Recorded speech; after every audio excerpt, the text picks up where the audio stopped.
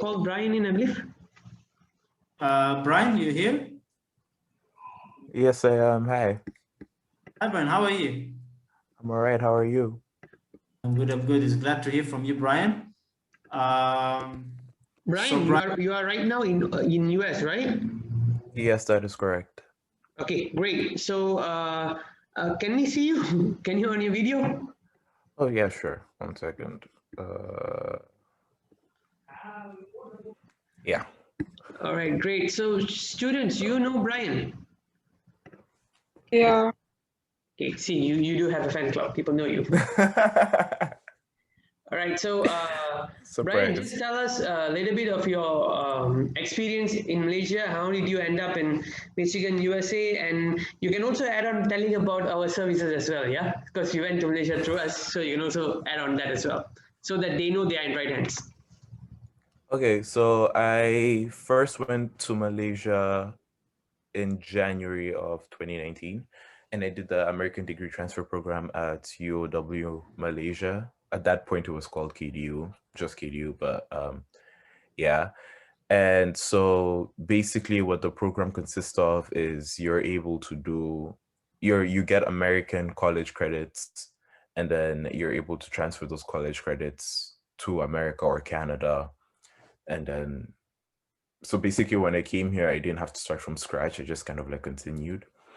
And my experience in Malaysia was I honestly can't complain. It was actually one of like the best places that I've been to or like I've lived at. Um the people there they just mind their business. They're mostly like friendly, and you won't really run into any like weird and funny situations there. In addition to that, it's a very, very affordable place to live in, and there's a lot of things to do. There's a lot of things to see, and it's a good place. It's a great place. So I contacted Abdallah when I wanted to go, and I went to his office. He told me where I see myself, and I told him, well, I want to go to the United States. And then he was like, okay, cool. You should do the ADP. You start off in Malaysia, and then you transfer. So you can do a year or up to 2 years and then transfer. I did a year and a half and then I transferred. But if for whatever reason you cannot transfer at the end of the completion of the ADP, you can just stay in Malaysia and continue your degree there, either at the university that you're at, or you can like go to like another Malaysian university. They have a lot of options, and a lot of their universities are really good, or they have like partnerships with like universities abroad, like Australia or the UK, so you can get like a dual degree.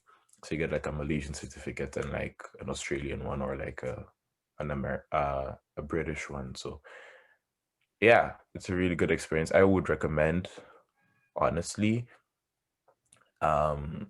And also it's just good for if you want to like if you enjoy, if you're like me and you like traveling and seeing new places and whatnot, you can go there just for a little bit and then eventually go where you want to go. So yeah. And currently, Bryan, where are you exactly in the US?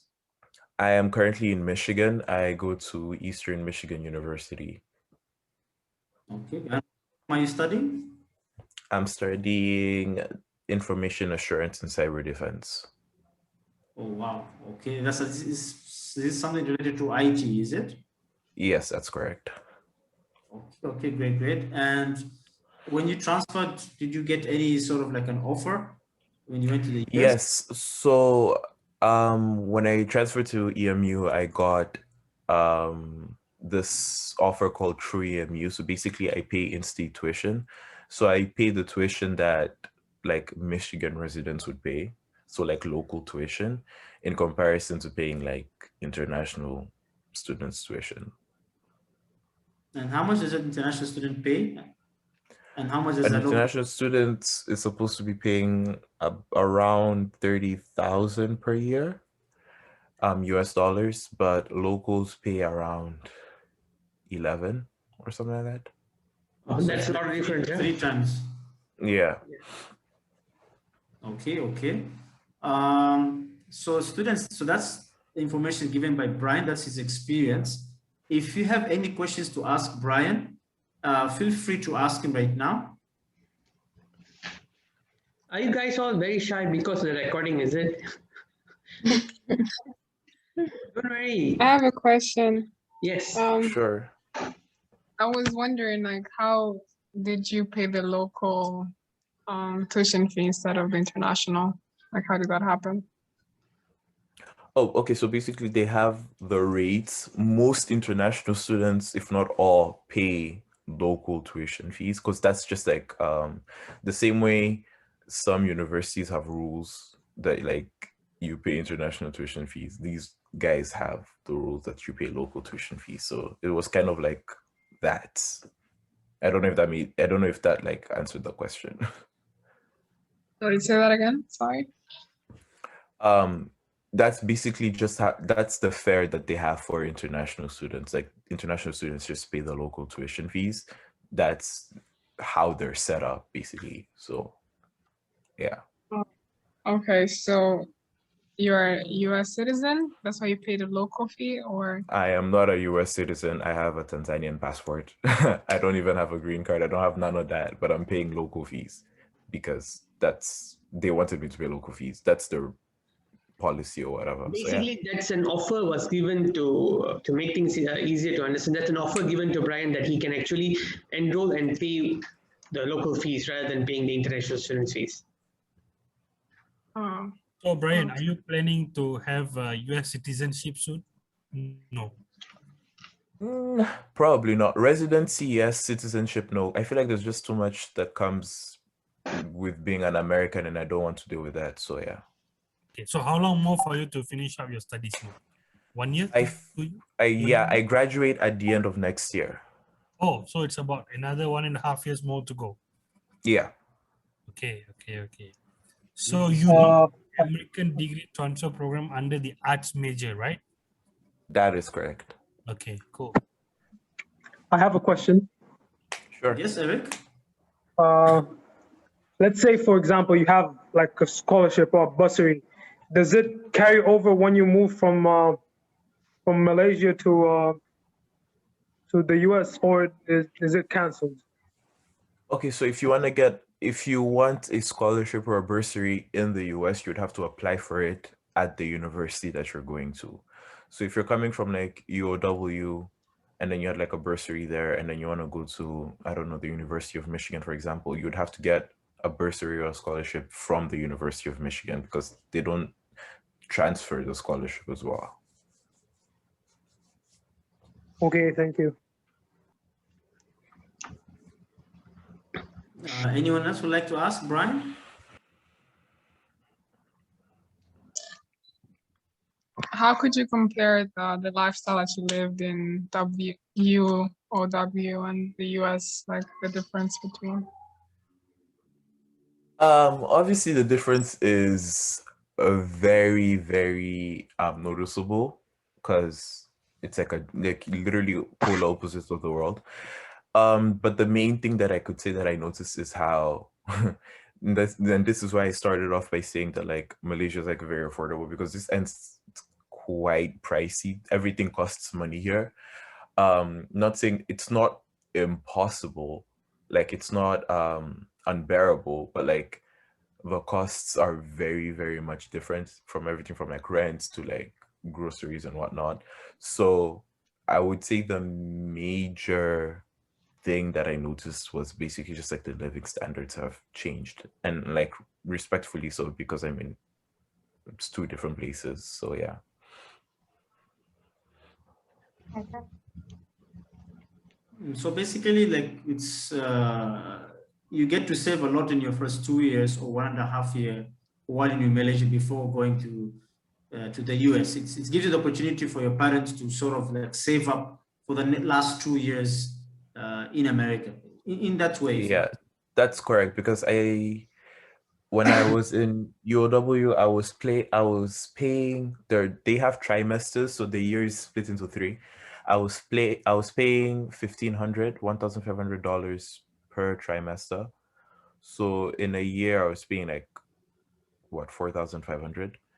So you end up, you save money. It's like a very good kind of like, as Abdullah said, your parents can just like spend a little first and then at the end spend like the lump sum, I guess. So yeah.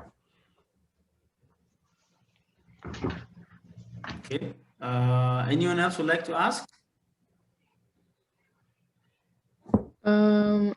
I guess it's type of a uni question, but more of like when you moved to the States or in Malaysia, like, you know, you have to save up a bit of money in order to do something.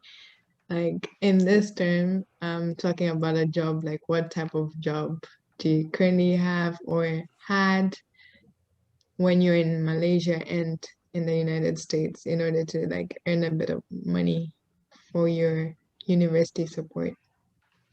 Okay, If so that in makes sense. Malaysia, yeah, it makes sense.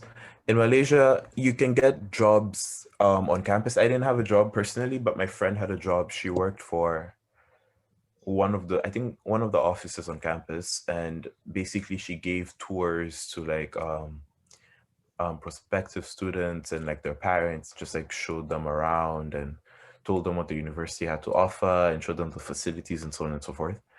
But I personally didn't have a job. Here I got a job because I was like, I could use extra money. So I got a job. As an international student in America, you can only work on campus unless you're interning, and you can only work on campus for a maximum of 20 hours when school is in progress and 39 hours when school isn't in progress. So like for instance, in the summer, if you don't have any classes, you can work up to 39 hours. So yeah, I got a job on campus. I work at the recreational and intramural sports center. And I'm basically just like a COVID check. I just check that people have authorization to be in the building because of COVID. And yeah, I get paid minimum wage, but I work for about 15 hours a week. And I just feel as if like that helps, even though it's not like a lot of money. It does make a difference because at the end of the day, money is money, right? So yeah, you can get a lot of campuses have a lot of jobs. You can work, for instance, for us, you can work at the recreation or intramural center. You can work at the student center. You can be a teaching assistant. You can work at the IT department, or you can be like during the winter. There are these people who drive these trucks or cars, and they basically just like scrape the sidewalks because there's so much snow, especially in Michigan. We have a lot of snow, like a lot of snow, like an alarming amount of snow. So yeah, they scrape the sidewalks and all of that. So there's like a lot of jobs that you can get on campus. There's like, because obviously they have to accommodate people who would want the jobs, and they know the situation that like, especially for international students, we can't work out there like like these citizens. So yeah, Why not? it's homeland security, and there's like a whole lot of regulations when it comes to homeland security.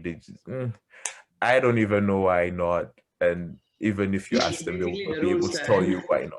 Yeah, they just have rules, and that's just how it is. And you can work off campus as a student, but like you would have to go through Homeland Security and apply for like all these things. It's like a very, very long process, and it's kind of tedious. So you're better off just like working on campus, maybe working multiple jobs if it's possible, and then just like calling it a day. Brian, to give a better idea to them, okay, you can tell how much does it cost for you for a month living in Malaysia, because everyone has a perception it's going to be expensive, but of course, you know, by now Malaysia is cheap compared even for the food, yeah. So you can give an idea how much was it actually costing you to be in Malaysia for a month roughly. Okay, I used to do a lot of things. I don't know if any of you guys Moderately. When I was in Malaysia, but like let's say for instance, let's talk about groceries. In Malaysia, I think I used to spend $25 to $30 in total in groceries. Like that's US dollars. Here I spend at the very least like $95 on groceries. So you can just see, and that's for like a month. So you can see how like it's very like different, and the sense of like when you buy those $30 groceries, you get a lot of things, you know. So, and obviously there's like entertainment, like going to see a movie or whatever, and those ones aren't really that expensive, especially if you're a student. I think you pay like 13 ringgit, I don't even remember, or something along those lines. Yeah, that would be the thing. You'll be about 12 ringgit or 13 ringgit. That's Yeah. about $3 $3 roughly.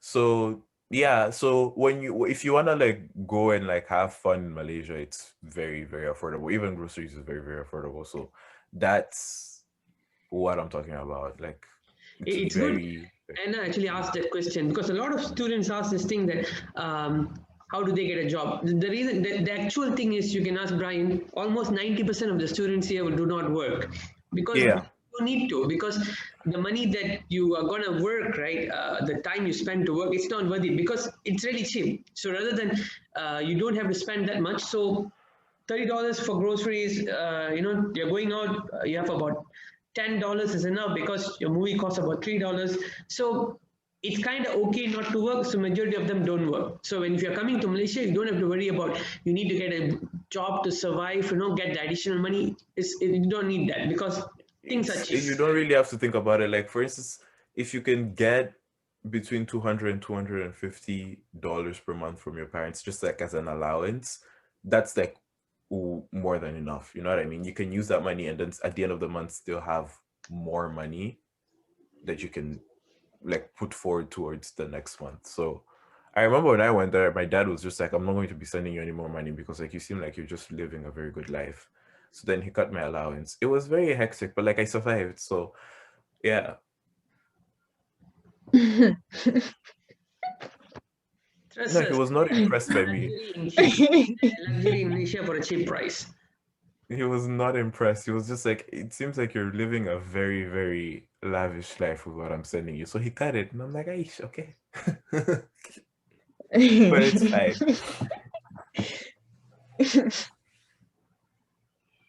I should also mention I was there when the pandemic hit and they took things very, very, very seriously. My friends and I, because it was like basically our last semester in Malaysia. At that point, we had already kind of like known where we were going to go to, we knew where we were going to transfer to, and so on and so forth. And we were planning on just like traveling and we wanted to go to Bali. By the way, any of y'all who's ever thought about like going to Bali or whatever, a return ticket from Malaysia to Bali is like $90. I'm just going to do with that information what you want. A return ticket from Bali to here is like at the very least $950. So just anyways, they took the pandemic very seriously because we wanted to go travel, but then the pandemic hit and then they literally shut down the whole country. Like the whole country was not operating at all unless you worked at like a supermarket or like telecom or whatever. So they really, really took it very seriously. And because they took it very seriously at the beginning, I think we were locked in from March, like mid-March, like March 10th, roughly up until like May 2nd. That's when we were allowed to like go out. If you were caught outside, basically you would have gotten arrested. But like, at least they had a summer. That's all I'm saying. So yeah. That's good.